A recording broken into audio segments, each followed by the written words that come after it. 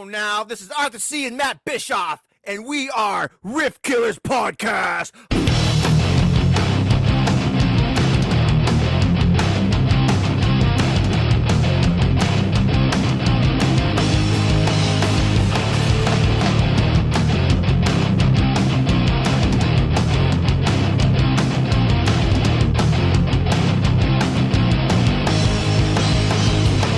Welcome to Riff Killers Podcast, Artie Love Show. Come on now. Today, High Times Magazine, the fucking OG Bobby fucking Black. Bobby Black, people. You got to check this out. He worked for High Times forever. What he 21 years. So it's a great interview if you are into cannabis and the culture. I mean, this guy's got the data. Like, he knows what's up. He is the expert on all, and he's always been I'll tell him he's a pioneer of like supporting stoner rock, desert rock, and just good rock music. So check it out. And if you dig what we're doing, don't forget, like, subscribe, ring the bell. We got a lot more comments coming your way. We appreciate the support. Thanks so much. Come on now. Welcome to Riff Killers Podcast. Come on now. All right. Bobby Black. I mean, Artie, I was right before we came on, I pulled out this fucking gem right here. Yeah. Come on now. High volume. And I was telling Bobby, man, this fucking Gas Giant 2 Stone was such a fucking great song to start off with. And dude, the riff on You Need a Left Us to Mold, it's fucking so badass. Clutch, Orange Goblin. I mean, COC and Bobby was the fucking guy. In charge of this shit. The instigator. Are we just going right there, right out of the gate? I'm just gonna I have this on my desk, dude, and we're gonna get into. I listened to that song yesterday. Let's talk about that whenever you're ready. But there's a lot to talk about with that CD if you want to. Yeah. So Bobby Black. I mean, I know you're a friend of Arthur's, and a friend of Arthur's is a friend of mine. You have a long fucking resume. Journalist at High Times. Hosted a stoner rock type show on Sirius XM radio. Say that again, though. High Times for people, all you people know out there. Yeah. High Times. But it was cool. The dude at High yes, exactly. When it was cool. I mean, like, who didn't love High Times than anybody that smokes weed or whatever? Like that was the shit. That was the magazine. That was the cool thing, man. And it was always dude. Bobby's the shit, man. Everybody at that time was super fucking cool, super supportive of, like, you know, whatever our genre, the stoner rock community, whatever, and all that shit. So props to Bobby. Cheers. Come on. Thanks for coming on. Thanks, man. There you go. You got to put that closer. You're reaching too far. So High Times Magazine, obviously everyone knows High Times Magazine. What got you started into becoming, I guess you call yourself a journalist, a writer? Like, explain the backstory of how you got into the whole deal. It's a good story. I was in college in New York City, studying marketing at like a business college, believe it or not. And I was a senior, and I had in one of my marketing classes, I had this friend named Delia, and she got a job. She saw a posting for an advertising intern at High Times on the bulletin board at the school. And she got a job there, and then she got promoted, and we were in class one day, and she was just like, hey, there's an opening now for an ad intern at High Times. Would you want to work there with me? And I'm like, fuck yeah, I want to work at High Times. So she's like, okay. She, like, after class, whatever, we're hanging out, and she calls the publisher, and she's like, okay, he said you can come in for an interview, later today at 3:00. And I'm like, today? I'm not ready. I'm wearing a Led Zeppelin t-shirt and ripped jeans. I got no portfolio, no resume, nothing. She goes, don't worry about it. Just go talk to him. I go up there, full fucking metalhead regalia, sit down in his regalia. Office. Yeah. So I was supposed to be going in for an advertising intern job. And when he found out I was studying graphic design, he offered me an art department intern job instead. And so I started in the art department. Within like a year or two, when I graduated, I got hired part-time. And then my boss, the production manager, got fired. I took his job. And then over the years, I worked my way up to production director and then associate art director. And then about 10 years into my 21-year career at High Times, because I was there for 21 years, halfway through, a lot happened. So the magazine had made a terrible mistake. They brought in new management whose bright idea was to take all the weed out of the magazine. and out of High Times. That's like taking the tits out of Playboy, you know? Yeah, it's dumbest thing ever. What the hell? They did this. The magazine almost went bankrupt, and they had no more money to pay anybody to write stories. So they turned to the staff, and they're like, "We need you guys to fill the magazine." And that's when I made my move, and I pitched, and I said, "I'll write a column. I'll write a column because I've had all these cool fucking experiences working at High Times, meeting bands and celebrities and hanging out backstage, and I need to tell these stories, you know." So I got a column, and they gave me a column. And right around that time is when I had adopted the name Bobby Black. It's not my legal name, but it became like this thing. It grew organically and became this, from a nickname to like into a persona, you know? So I got the column, and then I got the Sirius radio show, and then my shit just blew up, and I became like, I was at the top of my game, you know, hanging out with fucking Penthouse Pets and fucking hanging out, getting bands, you know, high backstage at all the fucking big shows and shit. And it was, dude, amazing, man. Glory days. Absolute So glory days. explain to me, how does High Times, so it's all about weed, and it's when magazines were like super popular. So, you know, my kids and the new generation are not growing up with like BMX magazines, skateboard magazines, metal magazines like we did, Artie. You know what I mean? Like, yeah, absolutely. That fucking thing where you could take the shit off the magazine and plaster it on your wall. Why in the hell a magazine like High Times decides not to do weed in the magazine? And then with that being said, what was the magazine all about? Well, the new management they brought in, they had this weird idea that the only reason the magazine wasn't getting like big name advertisers, like, you know, alcohol companies and car companies, was that they were scared of the weed pictures. If we take the weed out, we'll get all these big advertisers. And they decided to make it like a literary journal, which I respect. I mean, I like reading good literature in a magazine for sure, no question. But High Times already had that, you know. But without the weed, it's like, you know, nobody gave a shit. So the advertisers started leaving, the subscriptions started falling off, the newsstand started falling off. Within 1 year, the thing almost went completely bankrupt. Luckily, the staff stepped in, saved it, and brought it back from the brink, and it ended up becoming more successful than ever. We ended up doing all these events in the United States and making like so much money and really blowing the brand up. And then unfortunately in recent years, things changed a lot. And right around the time that I left, the magazine ended up getting sold, and it was bought by like a hedge fund guy. And now it's all about, you know, money and profit. And, you know, unfortunately, it's corporate America. Its reputation has kind of gone pretty downhill in the cannabis community, honestly. That's a sad thing. Yeah. It's very sad. So when you started like meeting bands, I mean, how did you meet Artie? Like, explain your guys' relationship. How did we first meet? I mean, obviously it was through John, because I was a Caius fan, and it was before the CD, right, Artie? It was absolutely, man. Yeah, because I know we did, when the CD came out, we did that big show in Hollywood. We did the CD release party at the Troubadour. Yeah. Played. Did we meet in New York or some shit? It could have been New York. It could have been South by Southwest, maybe. Maybe that. It's been so fucking long. I don't even remember. I know, dude. For some reason, I'm thinking like New York, because we were in New York. You went to the CBGB shows, right? I went to all of that stuff. Yeah, man. So I think it was around then, because, you know. Okay. I was thinking about that too. I've been like purging all kinds of stuff. Like, you know, I found like my CBGB shirt that I bought when it was still CBGBs, and we played there. We played there twice. I'm like, holy shit. I'm like, you know, I forgot I had it. I'm like, oh, that's where I put it. Holy fuck. That's dope. Like, that place is not around anymore. I mean, there's a different version of it now. No, but, like, the original, like, we played that tiny little. Last I saw, you know. Yeah. I just watched something that somebody took it over and kind of, I don't know, made it bigger and kind of recreated, or tried to, but like. They recreated it in Vegas. Did you hear about that? No. Yeah, they did a recreation of it in Vegas as part of New York. It's fucking crazy, dude. That's a trip. But I mean, there's a few things now about it, you know, documentaries and such, and then they did that show. I watched a little bit of that show. It wasn't that great, but you know, it was cool. We're like, you know what? I'm glad that I got to play there the twice that I did. It was fucking awesome. Well, back then, man, both times were crazy fucking stories. So New York had one of the best stoner rock scenes in the country for sure. Yeah, you would do a stoner night. I remember that. Well, even before that, way before I did a stoner night, there was a lady named Lori S. Who lives in Cali now, lives in LA, I believe.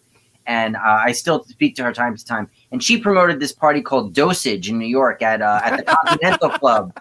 The Continental Club was like the hub of stoner rock in New York. And man, I saw so many great bands there, like back in the day. Like I can't even fucking Core and Five Horse Johnson. Like wow. you can go run down the list of all the, especially the East Coast bands. Wino would come up from Maryland and shit, DC, and you know, just everybody. All the great underground bands used to play New York and Coney Island High. CBGB's, Continental. There was so many great clubs. Did you guys ever play there, Artie, with like UNITA or HOBP? Is that who you played like CBGB's with? In New York? UNITA. Oh, it's UNITA. Okay, cool.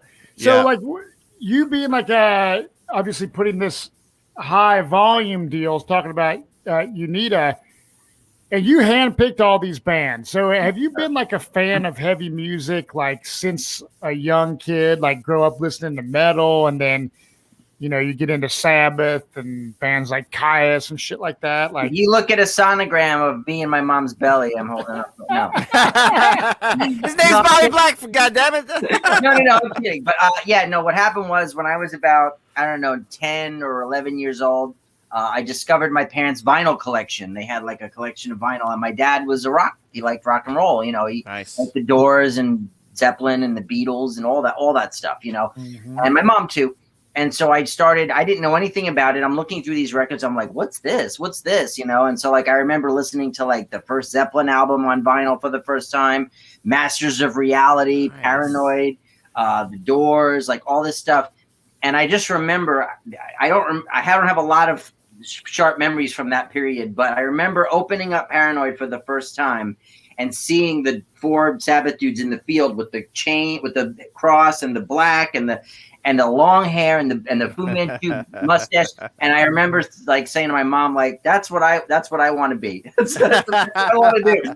And my mom liked it because my dad had long hair when she met him. And so she was like, most of my friends were getting shit from their parents for growing their hair or getting their pierced or whatever. My parents didn't give a shit. My mom was like, "Oh, you want to grow your hair? I think it'll look nice. Go ahead and grow it." You know?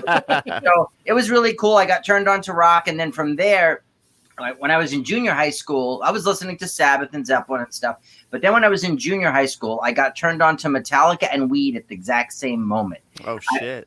We snuck out during lunch period in junior high school, and there were these few kids. There were like maybe 3 kids in the school that were metalheads. That all the teachers told you, don't hang out with those kids. They're bad news. I'll hang out with them. And of course, I wore Led Zeppelin patches on my jacket, my denim, so they immediately saw me. And like, you know, you make that thing where like you see another metalhead and you're like, and back then it was different because there weren't like, it was an identity thing. It was who you were. It wasn't just like, oh, I like this music. It was like you stood out. If you liked metal, people knew it, you know? Yeah. So they saw me, I saw them, and they were like, oh, you like Led Zeppelin, huh? Yeah, okay. So they took me out, like, come with us. We snuck out during lunch, and we went and snuck like behind some apartment building, and they were like, okay, we're going to light this joint. I'm like, oh, and I knew what it was, but I had never been exposed to it. So I like took a couple hits.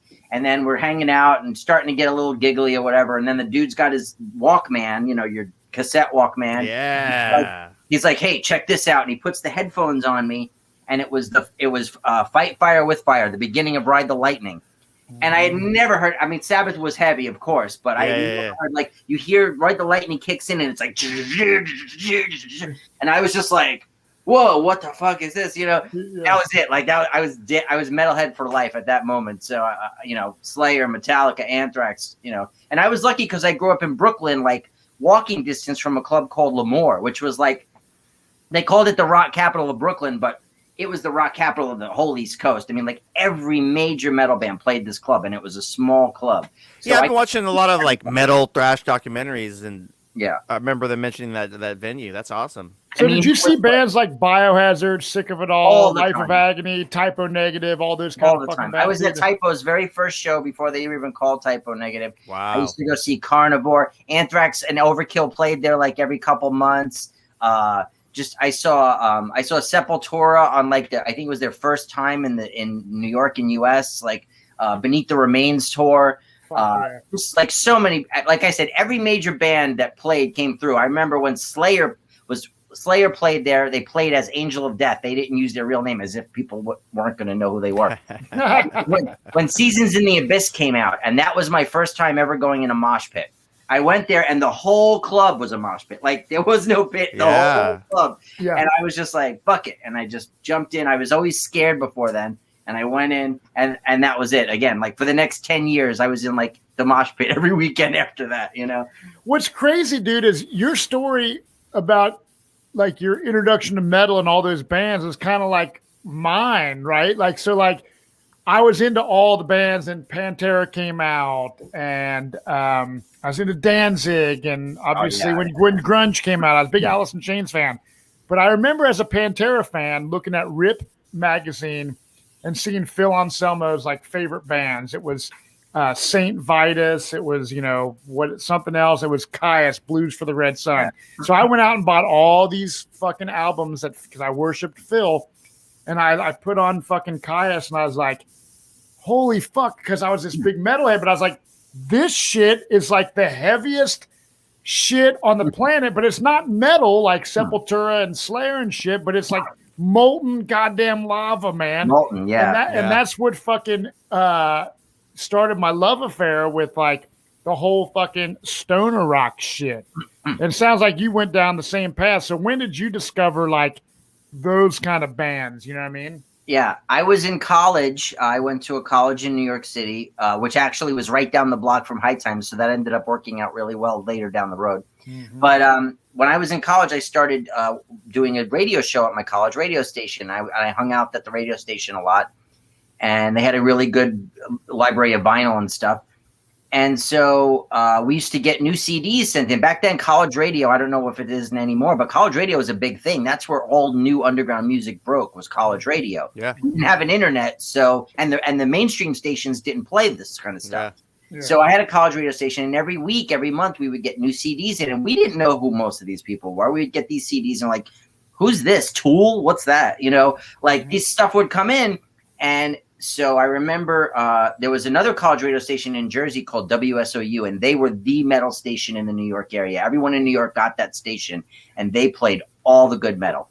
So I remember hearing on WSOU one day this Green Machine by this band called Caius, and I go, wow, this is fucking good, And when I went to the radio station at my college, I saw Blues for the Red Sun, Caius, and I said, oh, and I listened to it, and I was like, this is amazing. And then I went through the pile and found Wretch, the first time. So I had both of them, and I'm like, oh yeah, like score. So I started playing them on my radio station. I had Monster Magnet, Spine of God, dope. Out in the 90s. I was in college from 90 to 94. So in that period, you had all the good Danzig albums coming out. You had the great White Zombie albums coming out, like the first couple White Zombie albums. Yeah. I used to go see them all the time.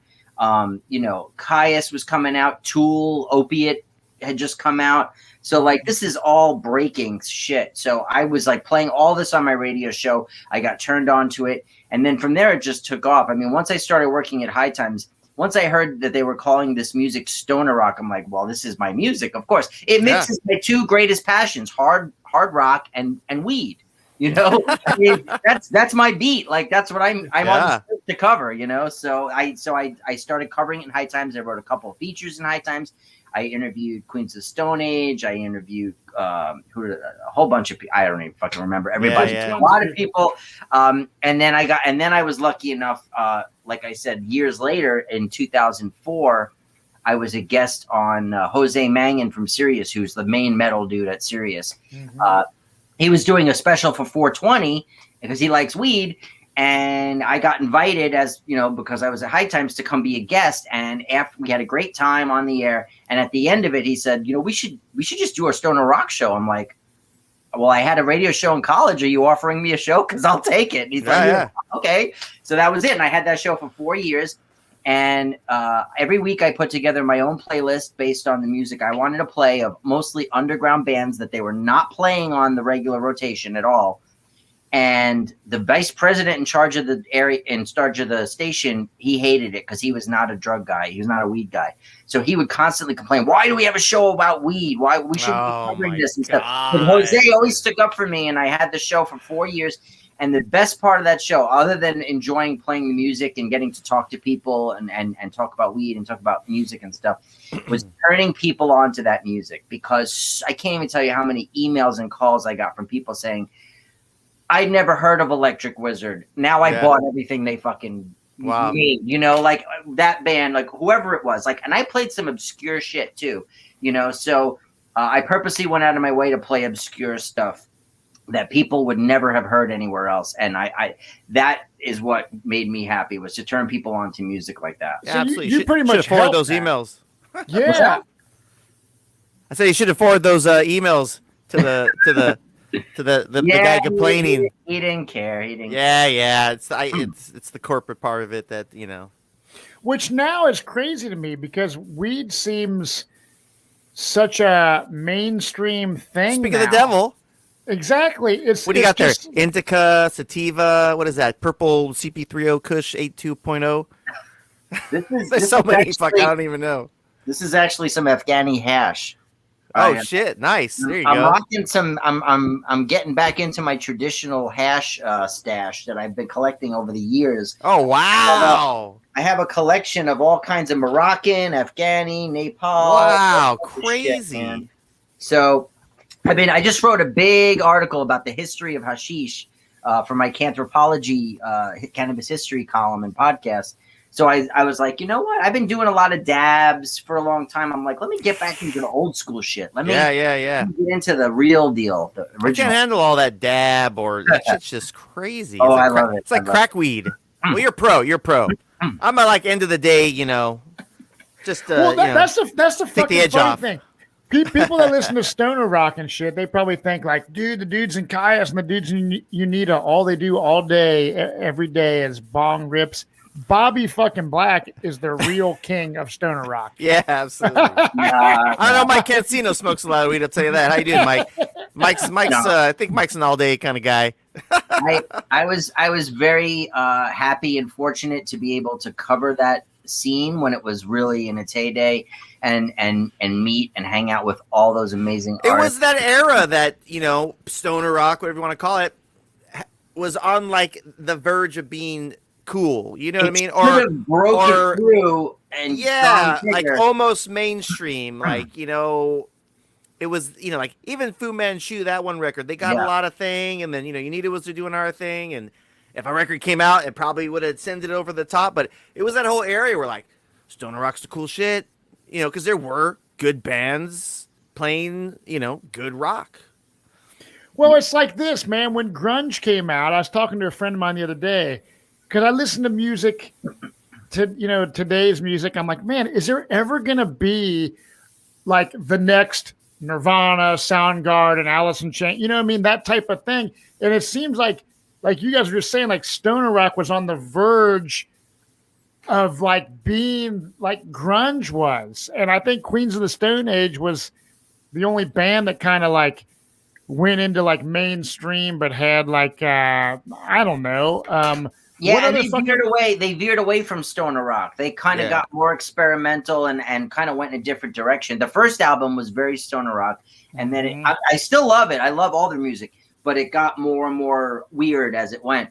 And that's cool. That's their thing. You know, that's Josh's thing. But I was hoping that too, and I was really pushing for that. Like I was trying to cover it and really get it out. Yeah, you were a huge supporter, man, and thank you for that. Because I felt like the music.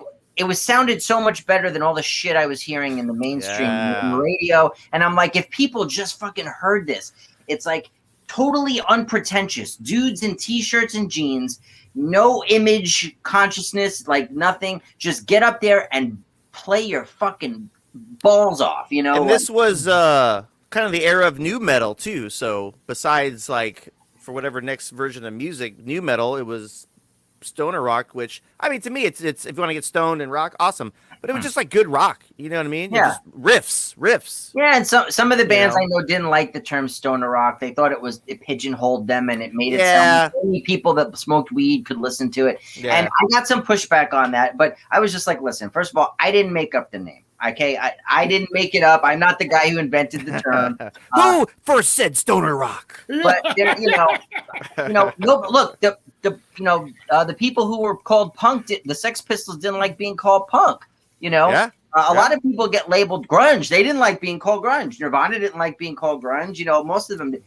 You don't pick the label. Unfortunately, the label picks you. And if it wasn't for the name Stoner Rock, I probably wouldn't have been allowed to cover it in High Times, at least not in the way that I did. So I thought it was cool. I thought it was a cool name. It had other names: Desert Rock, Space Rock. There was all kinds of great subcategories or whatever. Yeah. But for me, it was music that was the difference. Like you were saying earlier, man, it was heavy. It was as heavy as metal, but it was groovier. It was more about the groove. It wasn't about playing super fast. It wasn't about like the solos were great, but it was just a different vibe. Metal had a certain like, kind of vibe to it. And this was just more like wah pedal and fucking groove.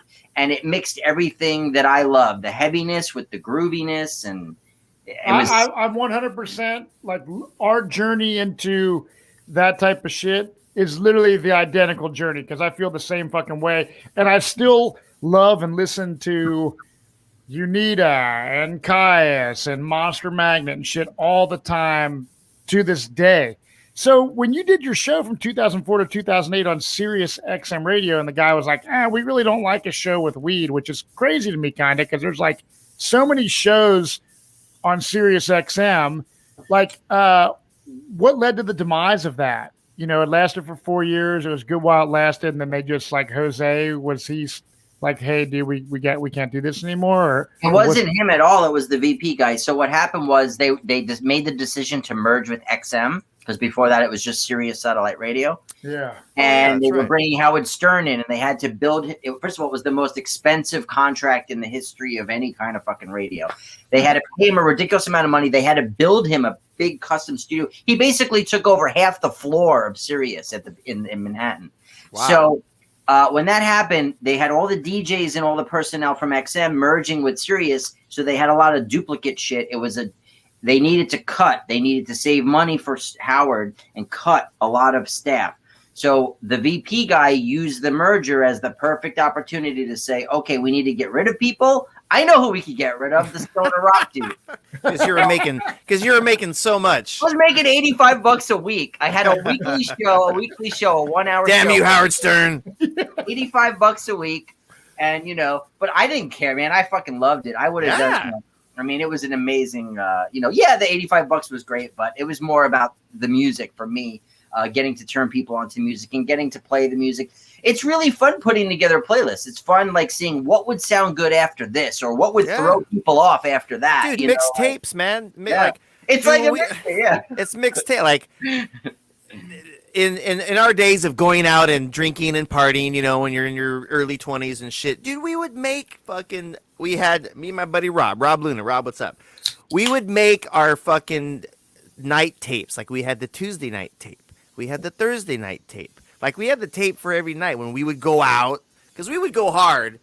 Yeah. And we'd make a fucking tape and it'd be everything. It'd be Caius, it'd be White Zombie, it'd be Metallica, it'd be everything. And we would have a blast. Like he would do all that shit. And dude, he was so good at it. Like, he'd plan it out. Like even like, all right, we started at my house, we're drinking and we listen to that shit. Then we get in the car and that's the next level. Oh, okay. Then it was really cool, man. So yeah, I understand on that aspect. Yeah, it was great, man. It was awesome. It was a great time to be alive. I'm so glad the years I spent at High Times, the years I spent going to all those amazing shows and hanging out with all those great musicians. I mean, absolutely, it was the best. I wouldn't trade a minute of it for anything.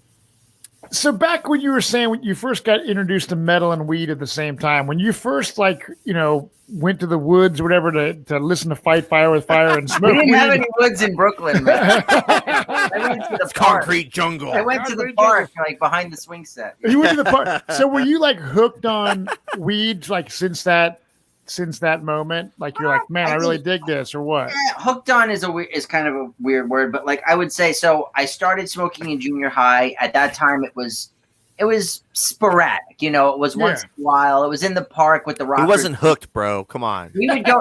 He partaked and enjoyed. Well, I'm sorry about the terminology. I mean, were you like I enjoy craft beer, and when I discovered it, I drink IPAs and stuff. In my town, Cincinnati has a lot. So like you became an enthusiast of weed, obviously, if you worked in High Times. So like, I'm just wondering like how that your journey went. You know what I mean? Well, so I started young. I was like 11 years old when I first, smoked. And when I was 13, my parents found a bong I had made out of a soda bottle under my bed, and they had to talk with me. But they were very cool, man. They were very cool because I figured out that my parents had smoked weed too. And so basically my parents sat me down and they were like, listen, you're too young. You're 13 years old. You're going to mess up in school if you start doing this stuff now. When you're older, you can make up your own mind and do what you want to do. But right now, we think you're too young, and you have to promise us you're going to wait until you're older. And I said, okay, I promise. Of course, I didn't. I still did it. Yeah. But no, I appreciated that like most of my friends would have had their asses kicked, man, if they found a bong in their house. My parents didn't even ground me, dude. They didn't even ground me. They were so cool. So oh man, he did a really good job on this. When you respect your kids will respect you. Absolutely. And that's like, so when I turned 21, this is a funny story. When I turned 21, my parents threw me a birthday party, like the Becoming a Big Man birthday party or whatever. My dad's friend owned a bar in Brooklyn, so we had it at the bar. I invited all my friends. We came, we hung out, and when I opened my gifts, my parents gave me a card, and when I opened the card, there was a joint in it. And that's how my parents officially came out to me. They were like, well, we know that you smoke, and you know that we smoke, so let's just smoke together and stop being silly about it. So I smoked with my parents for the first time on my 21st birthday, and that was it. We always smoked together after that. So to go back to your original point about the weed thing, the evolution was I started in junior high sporadically, hanging out with the older rocker kids in the park with the boombox and stuff, and then started drinking, Budweiser 40s and shit like that. And then high school, I started smoking more regularly, started buying my own weed and getting more into it. College more so, again, more, smoking more weed, getting more into it. I discovered High Times, started reading High Times, getting into that. Then, of course, my senior year in college, when I started working there, that was the catalyst that catapulted me. Because before then, I smoked like when I would go out to shows, I would smoke. Or when I would go out with my friends on the weekend. I didn't smoke like every day. I didn't smoke I was like a once in a while, like a few times a month smoker. Yeah. High Times changed it. I was up to, when I started working at High Times, I was smoking 8 times a day minimum. Like there was you come into work, there's your wake and bake coffee joint when you first come into the office. Safety then meeting. Your pre-lunch joint, your post-lunch joint, your pre-meeting joint, your post-meeting joint, your 420 joint, your end of the day joint, so you got like a lot of 420 breaks going on in the day. And believe it or not, even though I was high pretty much every day, all day, I got all my work done and I did a great fucking job. I got to the point, honestly, and a lot of people don't believe me, but I was so used to being high on weed all the time that being sober felt weird to me. Like I felt off when I was sober, like I was out of sync or something, and I couldn't work as good when I was sober. And that's the God's honest truth. But that's not the case anymore. I think that changes with age and with life and everything. Now, I still love weed. I still smoke every day, but I don't smoke until the evening. I can't smoke if I have work to do. I have to focus. Now, if I'm writing, that's a little different. If I'm being super creative, I can smoke a few hits of hash, but not like a dab or anything. I have to just keep it just like a few hits. But at the end of the day, when I'm done with my work day, I'll go down like before dinner or after dinner and do like a nice dab, do a nice big hit bowl or something, and then get nice and high, watch some TV, chill out, relax, all that stuff. But I mean, it's been an evolution. But yeah, I've smoked more weed than you could. I used to smoke more weed, more than you can imagine. I've smoked pretty much everything there is to smoke out of, pretty much everything there is to smoke out of. Well, who's the craziest person? Who's the craziest person that you've gotten stoned with? Like not crazy as in like, oh, they're crazy, but like some famous person or like, holy shit. Smoked a bowl with Ozzy. Yeah. Remember that? That's like, can't beat that. That was my very first column. So when they gave me my column, they said, all right, I got to come out of the gate with a bang, right? So what's this weed story? It was when we did the article on Black Sabbath's reunion in High Times. I got to go. I didn't do the interview, but I got to go with my colleague who was doing the interview. We went together to their hotel and we kind of did it. He wrote it, but I was there and part of it, And got to meet Ozzy and Tony, sit in their hotel with them, hang out, talk, interview with them. Then afterwards, the next day was the photo shoot at a photo studio. So they said, okay, you guys can come, but this is the thing, like when we're there, like, you know, don't distract them, don't talk to them, just let basically I was told I better be a fly in the wall or I could get thrown out because the record company, the public, all those people are there, you know, those three people. And Ozzy was sober at the time. He had just gotten sober to do this big reunion with Sabbath, so they didn't want him getting derailed. So I'm sitting in the corner. I got there before them, and I'm in the corner, all the way on the couch in the corner. And they have all this weed out piled on a table, all these props for the photo shoot. And Ozzy comes in. The minute he walks in, the first thing he sees is the big pile of weed. And he says, "Is that for real?" And he's trotting over to it and starts picking it up and smelling it and like ogling it. And his publicist and his manager are all like, "Oh, Ozzy, no, don't touch it. We're going to do photo shoots. Come here. We got to get you makeup." Oh, my God. Blah, blah, blah. And he completely ignored them. He was obsessed with the weed. So he takes a big nug off the pile and turns around, and I'm in the corner. I got a fucking bowl. I'm sitting in the corner, and he comes walking over to me like I'm sitting there alone on the couch, and he's like, you know, he sees the pipe on the table, and he says to me, "Can we smoke some of this?" And I said, "Fuck yeah, we can smoke some." Fuck yeah. So I packed it for him. He starts asking me, "Is this Hydra? What is this?" And I'm like, I don't even know, dude, but I'll say anything because it's fucking Ozzy. So I'm like, "Oh yeah, this is good shit, whatever." So pack the bowl, light it. We smoke a bowl together. He does the first hit and back and forth, and his people are freaking out. His handlers losing their minds. Ozzy's getting high. Oh my God, we can't let this happen. So they pull him away. And I was like, oh my God, I don't want to get thrown out. So I'm sitting here and I'm being quiet, and then Iommi hasn't showed up yet, and then a couple of other people from High Times show up and come in all loud and fucking ridiculous, like, we're here, and like shit. Fucking scene, and the record people freak out, and within minutes they're like, okay, everybody has to leave now, just the photographer, the band, and whatever, everybody else has to leave. And I'm like, I've been sitting here quiet the whole time, like I won't say a fucking word the whole time. Like they fucking threw me out. I was so pissed. So I had my Paranoid album with me. So I had brought it to the interview, and I wanted to get them both to sign it. Ozzy signed it at the interview, but Tony had left and gone in the other room.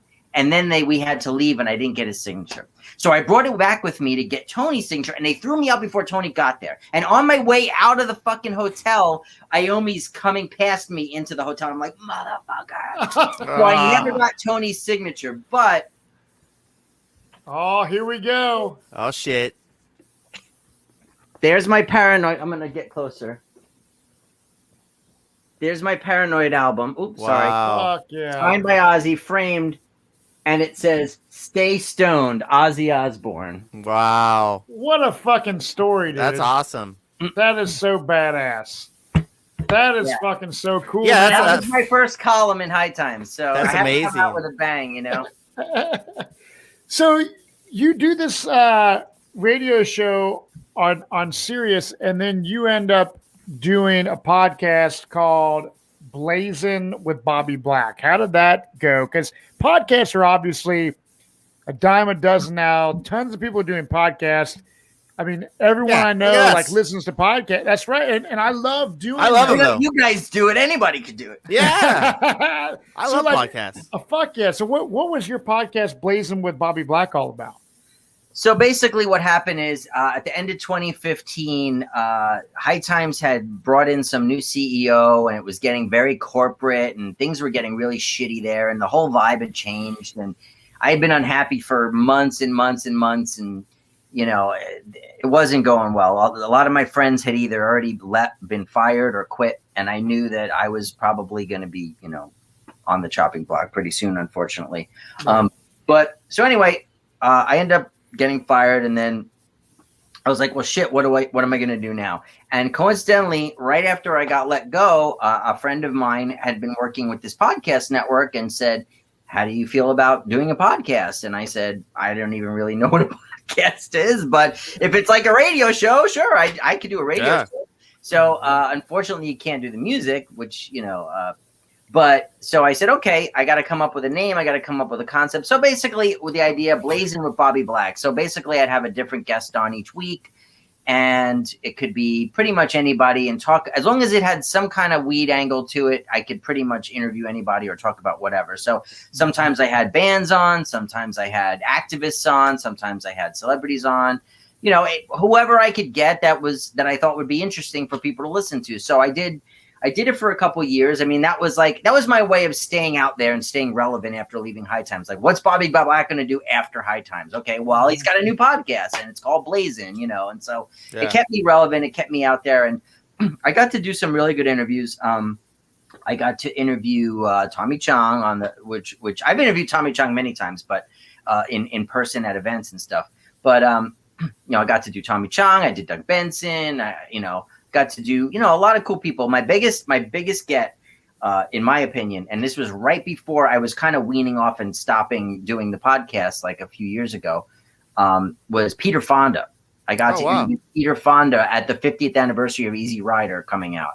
And that was huge for me. I mean, he's a counterculture icon. Yeah, absolutely. Hollywood icon. So that was like a good one for me, for sure. But my other favorite interview, I would say, as far as my hierarchy of like I'm not worthy, is Robbie Krieger. I got to interview Robbie Krieger for High Times back in the day, and got him to basically admit that Light My Fire was about weed and that he was high on weed when he wrote it. That's super cool because it's so crazy because our friend John Garcia did a song with him on his solo record and got this, told me, I think maybe he had a good Krieger story. Yeah. He did, like, hanging out there, and it's just like, wow, like what fucking cool opportunities, man. That's really cool. So what was Tommy Chong like? He's a really nice guy, man. He's super nice. I met him a few times. Yeah. It was super cool dude. Like, he did a book signing out here in Palm Springs. I'm like, what the fuck? I mean, this is a long time ago. And I went and, I bought his book, and then I took all my Cheech and Chong vinyl, man. And like, he was super cool and signed them all. So I have like all mine. I got his. I don't have Cheech's, but like I got the paper still in the fucking that one and all that. The giant, just super cool dude. Yeah, he's come to a lot of our High Times events back when I was at High Times. I've interviewed him on camera at a lot of our events, like little short interviews. Another one of my big career highlight moments was at the 10th annual Stony Awards, which was High Times TV and Movie Awards that we did. We did it in Hollywood on Hollywood Boulevard, and I got to interview Cheech and Chong together on the green carpet outside. Oh, wow. So that was a huge moment. I have the whole thing on video. It's on my YouTube. That's and everything. rad. That was a big moment for me. I had like my 10 seconds with both of them. I was with Slipknot, and it was, what were we doing? What festival was that? Smokeout. Yeah, it was Smokeout. Yeah, probably. Yeah, and they were both there, and I was hanging out with my buddy Rick Kosick, and he came to hang out. We're just checking everything out. We go back to the main stage, and they're about to come out and do something, introduce somebody at Cypress Hill. I don't know what it was, but it was just like one of those random, like, I never ask anybody, hey, man, if I can take a picture. Very rarely, and I was just like, Rick's always carrying a camera, and they were right there, and they were super cool, and like, Rick's like, hey, man, can I take a picture of these guys? And they're like, fuck yeah, dude. Boom, picture, yeah. I'm like, sweet. That's the one that I'll be like, oh, hey, man, come on, man. Yeah, they were super cool.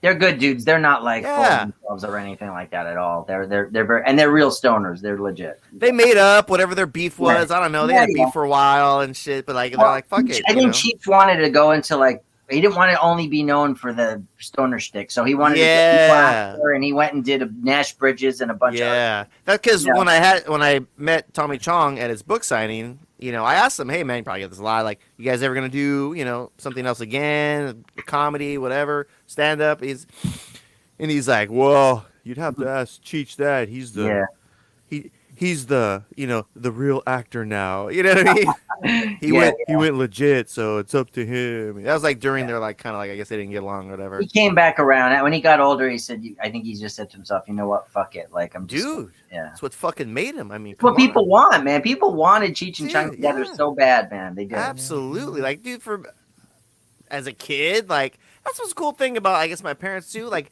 they didn't care. And like, I watched all kinds of crazy shit. So we watched all kinds of crazy shit. I was a little kid watching Cheech and Chong, smoking weed and fucking fuck me, Alex, all that shit. And I mean, those are all like legendary. Like, you're a kid, you're watching this shit. Oh, it kind of makes you want to smoke weed. You're like, well, fuck, man, that looks like fun. I hadn't smoked weed yet, but it was just so, not even that. It was just so hilarious. All the comedy in those movies. You know what I mean? Yeah.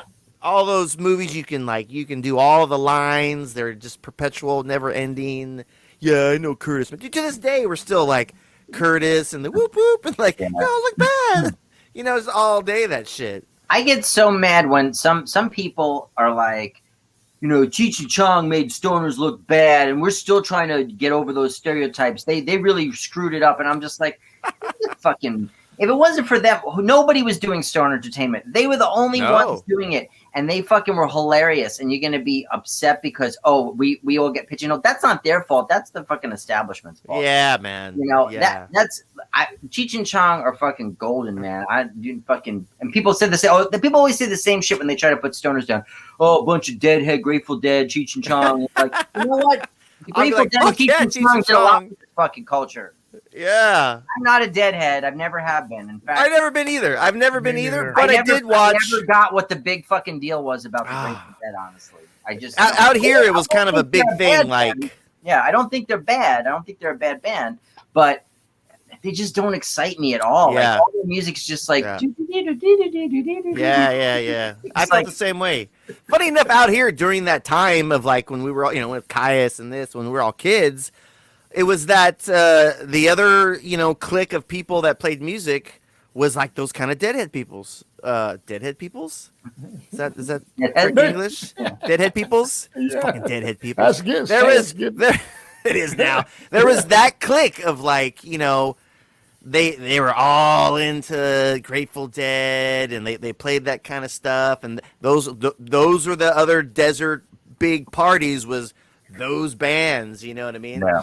And I'm just like, God, man, I don't, you know, I listen to Grateful Dead and I'd be like, God damn, just don't get that shit. But I did watch I watched that Bob Weir documentary, and it gave me a whole new perspective. And I mean, not that I'm totally into music more, but like just him as a person and his story, it's fucking amazing, mind blowing. Yeah, no, there was a lot of Deadheads at High Times. I was the only metalhead, really. Xena, you know Xena already, I'm pretty sure. Right?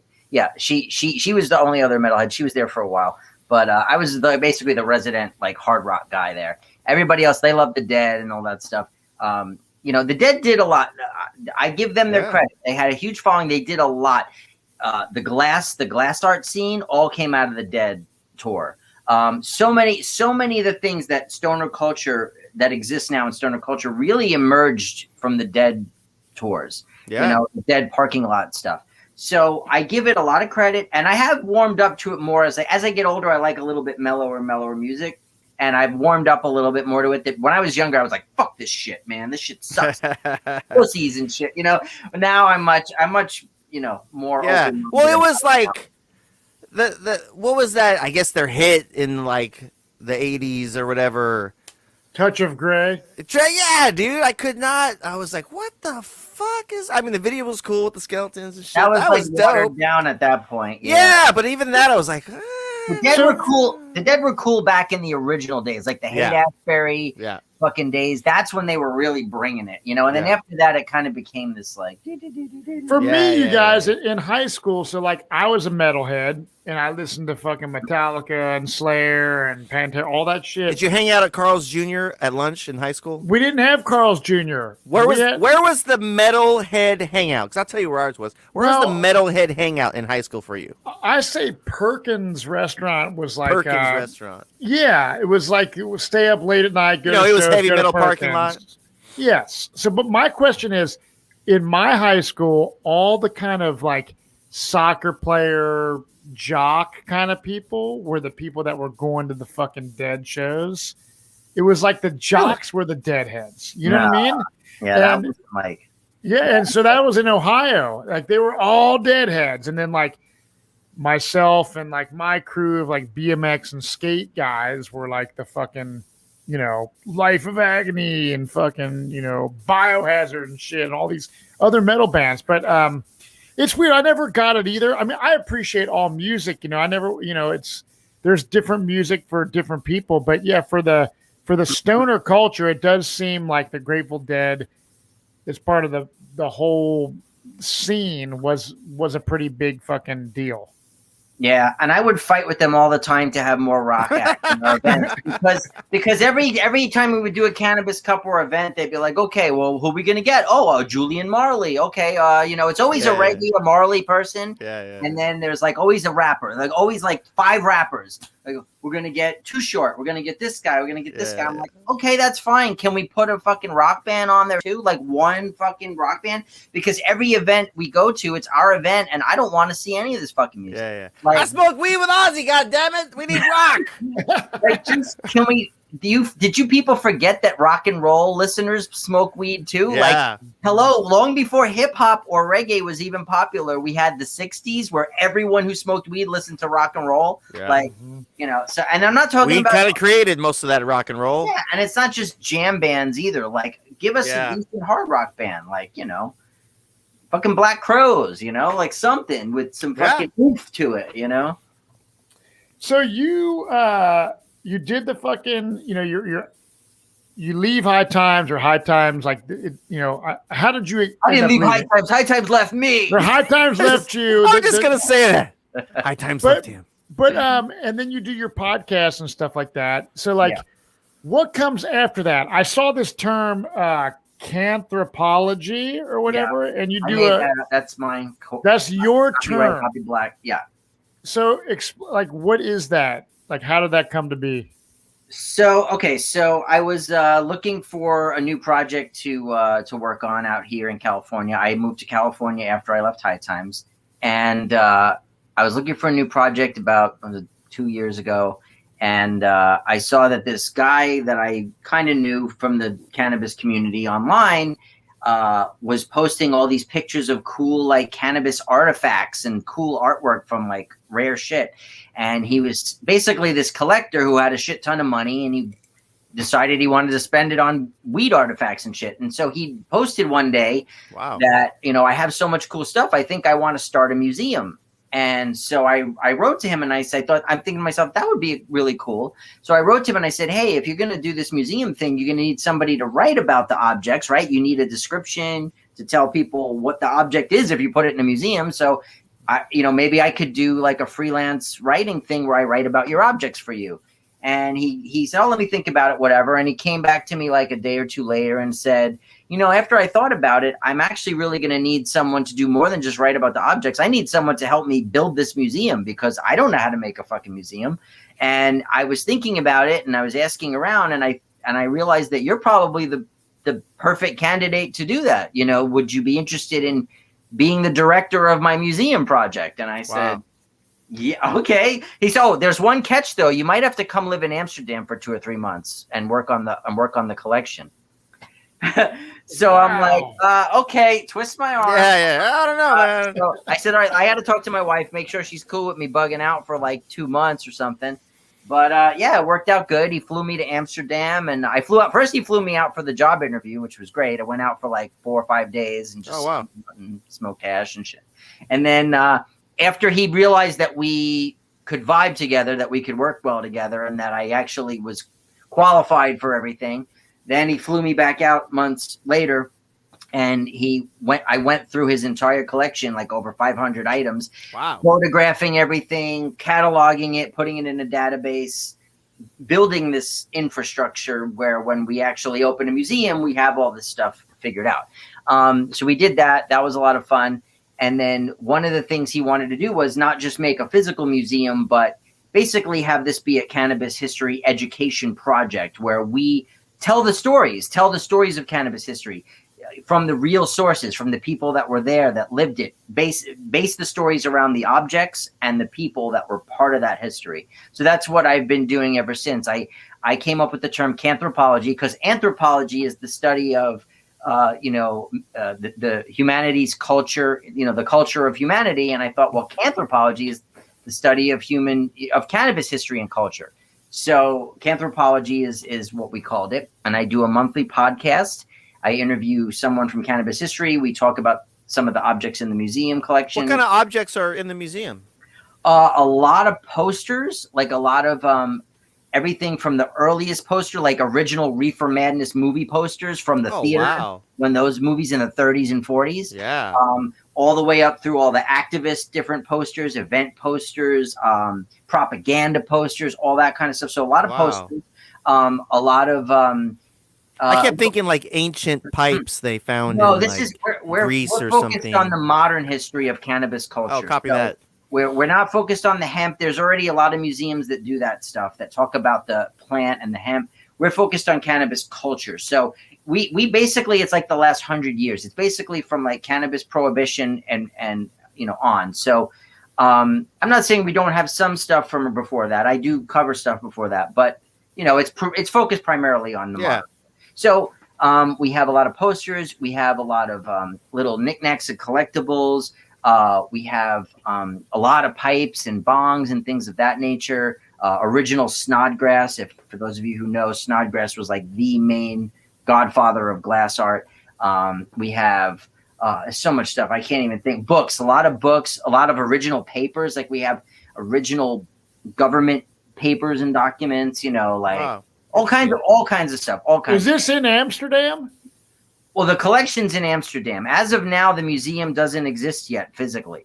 Okay. We were looking to rent or buy a location right when COVID hit. So everything got backburnered and shelved and everything. So, but I've been continuing to do the podcast. Once a month I do the podcast, and then I turn the podcast interview into an article that runs on our website and runs in Leaf magazine. So Leaf has 6 editions all over the country: California, Oregon, Northeast, all these different editions. And my column runs as a 2-page column every month in Leaf, but it's also on our worldofcannabis.museum is the website, worldofcannabis.museum. So all of your photos and your descriptions and the writings about all the 500 artifacts is on the website and we'll put that below. Well, there's only a sampling of the collection on the website because we don't want to blow our wad. If you put everything on there, there's no reason for them to come to the museum. Yeah. So eventually you're going to find a home, like a physical location where people can go. So I'm hoping it'll be in California somewhere. I think it should be either in the Bay Area or possibly LA, but probably more likely the Bay Area or even like Humboldt, somewhere up in cannabis country, because that's really where the heart of cannabis is in the United States. It's in Northern California. That's where all the growers are. That's just crazy. I just watched that, well, not just a while ago now, that documentary. What's it called? Murder Mountain? Yeah. Have you seen that? Yeah. Woo, that shit's crazy. Oh my God. But okay, that stuff is true, and that kind of stuff did happen. But don't let that give it a bad name. No. That's like one dot, and the rest of Humboldt, Mendocino County is actually really sweet hippie people. Yeah, there are definitely crazy and eccentric people up there. I'm not gonna lie to you about it. But like the vast majority of people are very nice. They're not like that happens to be one like really shady area that they it's just a whole crazy story, all the 200-300 missing people, and it's pretty intense. So I would like know from your perspective, because I'm not some big weed connoisseur and you're the fucking weed expert. So different states are legalizing shit for recreational use, and then other states obviously aren't. So like, how soon do you think it'll be to where it's like any city, any place you go in the United States that you can just do it, just like me going and buying beer? Like, where are we at as a country? It's funny you say that because the Democratic Senate just introduced a bill to legalize it federally like days ago. They just introduced this bill. So, it's supported by the Democratic Senate. It's supported by the Democrats. The Republicans are against it. But basically what this bill would do is decriminalize it federally. It would still leave it up to the states to decide whether they wanted it to be legal or not, but you wouldn't be arrested for it anywhere in America. It wouldn't be criminalized. Mm-hmm. So that doesn't mean it would be allowed to be sold or manufactured in other states. It just means you wouldn't be busted and put in prison for it. But that bill is going through right now. And And it also features a lot of other good things. For instance, a lot of things people sometimes don't think about. It's not just about, oh, I get busted, I go to prison. It's if you're a pot smoker and you have kids, someone tells the Child Protective Services that you're a weed smoker, they could take your kids away just for smoking weed. And it doesn't make you a bad parent. In fact, a lot of people argue it makes you a better parent. Yeah. But so that's one thing. A gun owner, a lot of people out there like their guns. They like to shoot, whatever. You get caught with weed, you get arrested for weed, you lose your gun rights, That's another big thing. So there's a lot of rights that have been taken from people besides just going to prison, that organizations like Normal, National Organization for the Reform of Marijuana Laws, there's been a lot of activist organizations over the decades that have fought to try to change these laws. So we're hoping to see something like that go through. Now, if it's going to make it through with the Republicans filibustering, probably not. Biden himself, even though he said he was going to be good on weed, he's always been a drug war dude. So he's not really in favor of weed. Obama was way more pro weed than Biden, and he didn't fucking do it. And I was very pissed about that. All Obama had to do was deschedule it. All Obama had to do was say, we'll take it off the schedule of controlled substances, or reschedule it so it's a lower thing. Yeah. And he could have changed the whole game, but he didn't. And I thought Obama was a great president. I like Obama, but that's his main failing to me, is that he had 8 years to do something about weed, and he really didn't do shit. And for someone who admitted in his book that he was part of the Chum gang and that he used to hotbox their fucking cars and him and his buddies were the stoners of the school. Like it wasn't just, I tried it. He was like fucking smoking his face off. For him to turn around and not do anything. Yeah, man, he should have carried that flag. Well, what are you gonna do? Yeah. Politicians. But we're getting close. Is what, like, you think that we're getting closer as a society? I mean, to me, dude, like I said, happen, but they're dragging it out. They're fucking dragging it out. They're not. There's no going back now. There's no going back to the way things were. There's too many legal states. There's too much people making millions and billions of dollars. Billions. Never gonna. And the money they're making from taxing it is like they're raking hand over fist. So, and they're trying to, this bill that they're trying to put through, even though it would decriminalize it across the United States, they're talking about imposing another 25% tax on it. So there's already like 25% taxes in California on it, and they want to impose another 25%. Like, what is wrong with these people? Yeah. There's the amount of regulation they're pushing on it is ridiculous. The child-proofing boxes and things. Does whiskey have a child-proof cap? No. Does fucking vodka have a child-proof cap? You can die. A child, if a child opens a bottle of vodka or whiskey and drinks a bunch of it, they could easily die. Absolutely. Easily.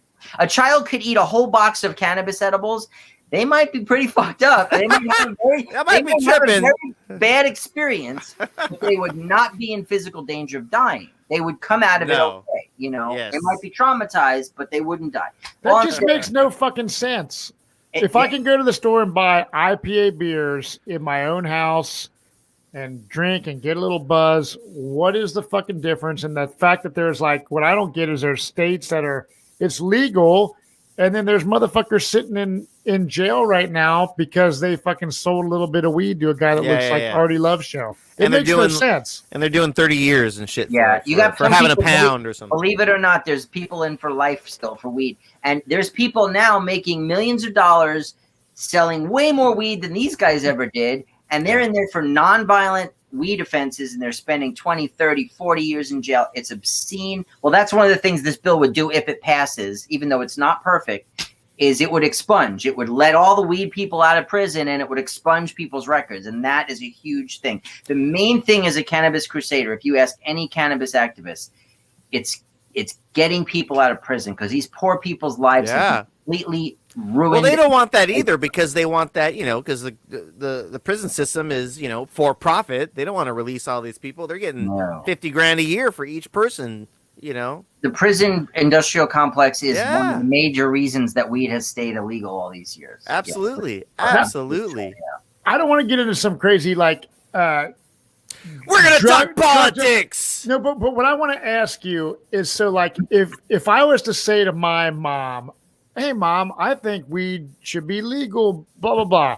She would be like, well, Matthew, that's a gateway drug. If you legalize that, you're going to do cocaine. Like, what is your thoughts on the fact of, like, can people just smoke pot and be fine? Like, do you think that that's like going to lead to like pills and fucking meth and everything else? Like, what is your expert opinion on for the people that might think that shit? Yeah, and it's not even about my opinion, it's about the data. So if you look at the data, you'll see that in states that have legalized cannabis, opioid use has gone down significantly because people would rather take weed than opiates because you don't get addicted and there's no harmful side effects. You're not a freaking zombie all day. Yeah. The reliance on antidepressant drugs goes down.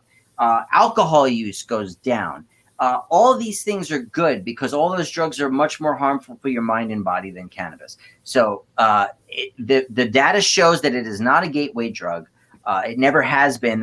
It's a bullshit thing that they made up. They look at correlation and they assume causation, and that's a bullshit argument. So, like for instance, if you're someone who's prone to drug use, there's different personality types. People have different brain chemistries. Some people are addictive personalities. They get addicted easily. Some people are psychologically unstable to begin with, so certain things affect them differently. So it's really it's the individual. There are some people. It's a small minority. I think it's like 8 or 9%. That probably should not fucking smoke weed because it triggers psychosis in them. It triggers very bad physical or mental reactions. People can have serious psychotic episodes, but it's a very small percentage of population. You can't punish everybody over that. You just have to say this type of person shouldn't smoke weed. But in other words, if I'm someone who is prone to be an exploratory experimental person from the beginning, right? If I'm, some kids want to explore and are fearless and some kids are withdrawn, right? So if you're a kid who's like, I want to try everything and do everything, of course you're going to start with weed and then later on you're going to try coke or you're going to try meth or whatever is available to you, because it's not the weed that made you do that. The weed was just the first thing you could get your hands on. And then when you could get your hands on something else, you moved on to that.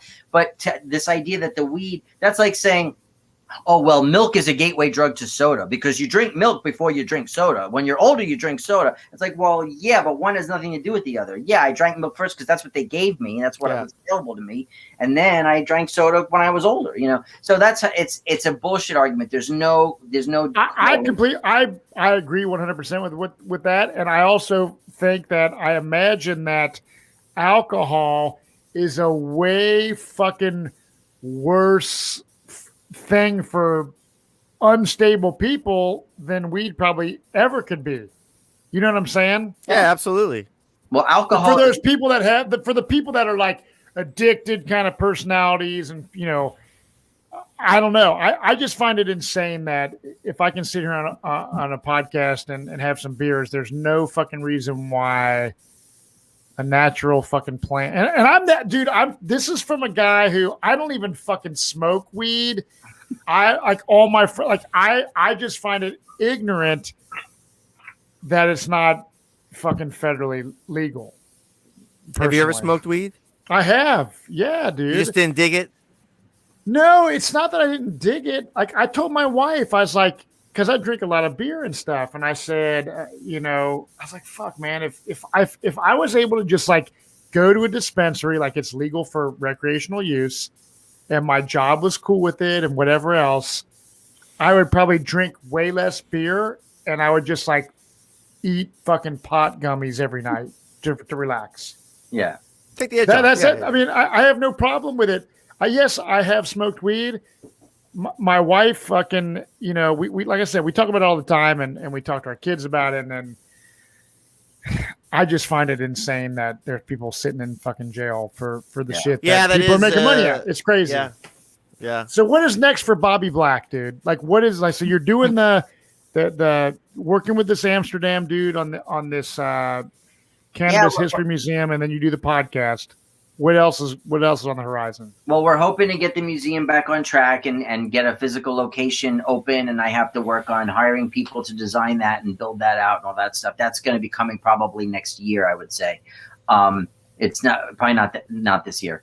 But the other exciting thing that we're doing with that is we're going to be filming a pilot for a TV show for Canthropology. Nice. Which I can't say too much about the details of it, but it's going to be obviously based on cannabis history and stuff. So we got a pilot in the works. We have a director, producer, we have a script, we have all that. We were going to be filming it in March of last year, and then the lockdown hit, and so once again, my whole plan's completely fucked. So hopefully we'll get that done before the end of this year. I'd like to shoot that this fall, hopefully. And then the other cool thing is, which we haven't really touched on, is my wife and I run a cannabis travel agency. It's really more her thing. She runs the agency. I'm more of a backup, design logistics guy. She's the travel agent. But we do this cannabis travel agency called Higher Way Travel. And we've done trips to like Barcelona, Amsterdam, Jamaica. We did an event called Baked on the Beach 420 Week in Jamaica a few times, which was really great. And now we're kind of, because of the pandemic and everything, we're kind of shifting gears and we're getting ready to like launch some weed tours here in California. So there's already a lot of weed tours, like buses in LA. There's some up in Humboldt and stuff, but there's none like here in the middle where we are. So we're going to be, hopefully launching. What would consist of the weed tour? Is this like a wine tasting? They're gonna take you around different weed shops and so you would go to one or two dispensaries, and then my wife's also like she's a wellness a cannabis wellness person. So like one tour might be like you visit a dispensary, you visit a weed farm, you do some yoga on the beach, or you go for a hike, a nature hike, or you do the dispensary, the weed farm, and then a wine tasting or a craft beer tasting. It's basically dispensary, weed farm, and something else. Like if you do the dispensary, weed farm with snacks, and then an arcade, dude, I'm there. So yeah, it's like usually like a 3 to 4 hour kind of thing, and that's awesome. You meet up with people and you take them around and whatever. And we've been up to we have friends that do it in Humboldt and Mendocino County and then the Bay Area. We know how these things run, and they're fun. They're mostly for people that are not like super weed heads, because the super weed heads have already experienced this kind of stuff. Yeah. But the majority of people who just smoke weed casually or on weekends or whatever, they don't have access to see, like, they've never been in a field of fucking weed growing. You know what I mean? It's a trip. It's exciting. I mean, that's a fucking trip. Cool. Yeah, my buddy. So fucking cool. Yeah, my buddy out here in Palm Springs had a dispensary.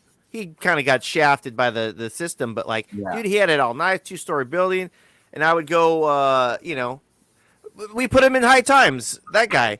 But just do my first time going in there where it's like this giant warehouse of just weed growing. Yeah. Dude, I was like, whoa, it's a trip, man. It's pretty mind blowing. I had a blast. It's pretty cool, yeah. It's crazy. You're just like weed. You're like, holy shit, like that's a lot of fucking weed.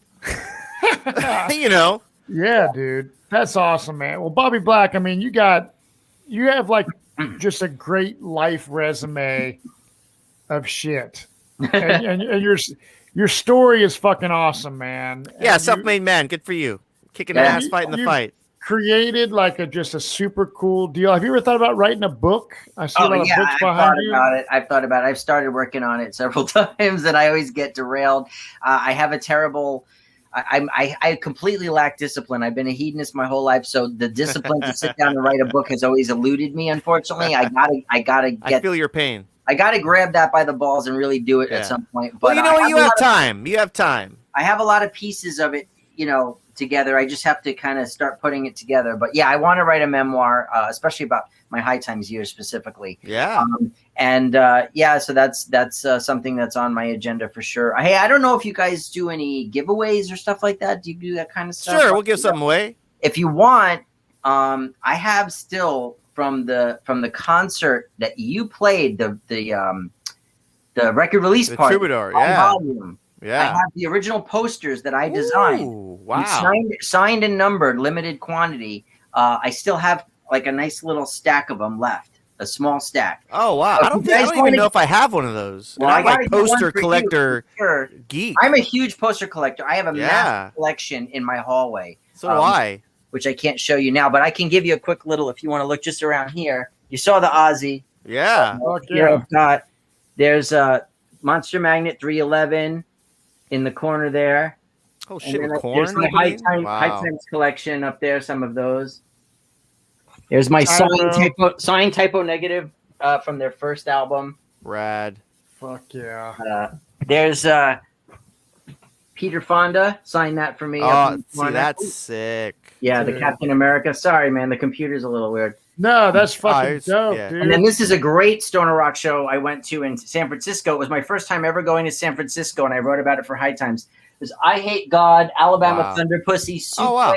Drunk Horse, and Natas from Argentina. Dude, That was an that's a amazing great. show. Alabama Thunder Pussy was great. Those are good dudes, man. Yeah. So I got a few in here, but most of them are out in my hallway. Yeah, I've got a ton. I got so much that's ridiculous. I'm gonna Every give you tour a I quick do. peek. I'm not gonna go through them all, but I'll give you a quick little peek. Yeah, So, no, I love it. Yeah, this is fucking awesome, man. Oh, there you go. Melvins. You got the classic Caius Melvins. That's sick. yeah, I got like a whole bunch of. That's what my hallway looks like. Yeah. So anyway, that's just a quick. I love it. I got too much shit, man. Because like every tour I do, whether it's my band or I'm working for whoever, Slipknot or this, like I love collecting those posters, man. Whether it's for my band show, whoever else. Up that are not framed. Yeah, I have. Yeah, dude, I got a million. I've been slowly kind of purging them too, like because I always will grab a bunch, and so I've been kind of selling them, giving them away. I got to sell getting the stuff. framing, everything. I sold a couple old T-shirts too because I have a lot of old tour shirts and shit from back in. I ran out of walls to put fucking posters. Dude, Yeah, those I got shirts, one. dude. I sold like all kinds of old White Zombie and Soundgarden shirts in the '90s. I've been Dude, doing I was that getting lately. I was getting like $100 a fucking shirt. Like when Santa Claus had to come and I had to fund you want to see a shirt? Lego sets. Keep talking, I'll be right back. I sold fucking T-shirts, but I did keep I like my old Biohazard and Life of Agony and that shit. I kept all that stuff, dude. I have a pretty decent, I got a room in my house dedicated to my vinyl and my CDs, and I'm just like a big kid, dude. I fucking love the music, man, and that's killer. But dude, yeah, this is there. Fuck, did this ever come out on vinyl? This high volume? No, I wish it did, but maybe someday we could reissue it. I don't know if that's even possible because High Times Records doesn't exist anymore. But I mean, I wonder if Artie, this is your fucking assignment. This fucking shit is classic. Get fucking Todd at Ripple Music to get with Bobby Black. You know what? We probably could do that. Actually, we'll talk. No. We're gonna, being as High Times Records is no more, we're gonna put that song that Unita did, "Left Us the Mold." We have these. It's one of the things Unita's doing right now is we have these old tapes. It's like the prequel to the Best of Wayne Grow. It's like one of the first things we ever record. It's four songs nobody had ever heard. It's like the very first things we did. I'm getting that. You got to bake the tapes and then transfer them. Yeah. So I'm gonna get that mix. We're gonna put that out. We're gonna add that song on there and make it like a cool little package with Never Before Heard shit, and then add that to it because keep it out there. You're gonna have to hook me up with one of those. Oh, dude, absolutely. We're gonna go big. Todd Frimple's an awesome dude, man. We're gonna do vinyl, all that shit. So, and then we're gonna re-release the Wayne Grow with him and make it a bigger thing and put some live stuff on it, whatever. Blah, blah, blah. Hey, you know what I would love to mention to you guys is I have a shit ton of video footage of stoner rock bands that I shot from back then. Dude, that's dope. Never seen the light of day. And my dream was to do a stoner rockumentary film about the stoner rock scene. Let's talk. Let's work on it. I have all this footage, man. I have footage you wouldn't even fucking believe. I have interview footage. Yeah. I have footage hanging out with freaking Leadfoot, with Reed from COC backstage at CB's Blazing. Oh, wow. Like, and all these bands, all these people like backstage hanging out. Fucking Clutch, fucking everybody, dude. So, dude, let's we need to talk, get man, we need to and get figure us it out. and fucking Yeah, Todd from Ripple, dude, and put some. I want shit something together. to happen with this footage before I'm freaking dead and it Absolutely. gets thrown away. I have a bunch of stuff like that too. Like, we'll talk after this and we'll do this. We can figure it out, man. Absolutely. Yeah. Well, on the shirt thing, you're talking about old shirts, dude. This is like my shirt. I got this when I was probably 13, because I fucking loved Motley Crue, right? Dude, I found this. This is when I was a 13-year-old kid. Fucking Motley Crue. It's probably not even real. It's like the local record store version. Yeah. But Okay. still, I probably get $500 for this. dude. I I think I can still fit in it. Look at that shit, dude. It's got handcuffs. Like, what? I used to walk around with my boom box with fucking that record, and like I had this little fucking puffy green vest with buttons on it, and I would wrap bandanas around my head, and I'd rock my boom box. I was cranking fucking Motley Crue. Motorcycle jacket, denim vest, ripped Totally. jeans. So, okay, so since you're busting that out, I have to show this. First rock shirt I ever bought. Oh, wow. Yeah. Wow, This nice. is That shit. old Jersey style shirt. That's Dude. sick. This thing is like so old and thin. Yeah, it's $500 on Etsy. Oh, dude, fuck. I think this is fucking I think dope. this is It's a probably my bootleg, first rock you know? shirt. I think this is probably my first rock shirt. It was like, what was that store? There was like a the Indio Mall, little record store. I forget what it was called, but like they The had all moral the of rad... the story, you guys, is do not get rid of your Yeah, like magical old fucking shirts because yeah, man. Because I dude, what I do is I have a big walk-in closet, right? And I have all my t-shirts hung up, and then like after a couple years, I'm like, man, I haven't worn these section in a while. So I put them in a Rubbermaid bin and I type in, I write with a marker like retired t-shirts. I have bins upon those. Yeah. So over the Same. years, I just never throw them away. So, I got fucking. I would never throw them away. I would sell them if I could. If they didn't have the sentimental value to me, or if I know I'm never going to wear it again.